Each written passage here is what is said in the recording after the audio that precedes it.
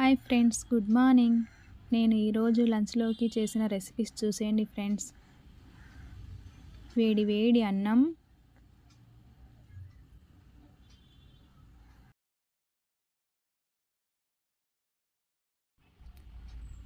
జీలకర్ర కరివేపాకుతో చేసిన చట్నీ ఫ్రెండ్స్, చాలా టేస్టీగా ఉంటుంది.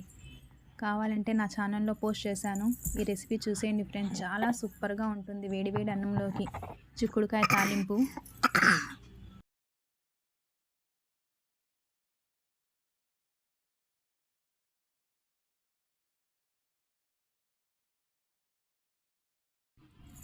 ఇది లెమన్ రైస్,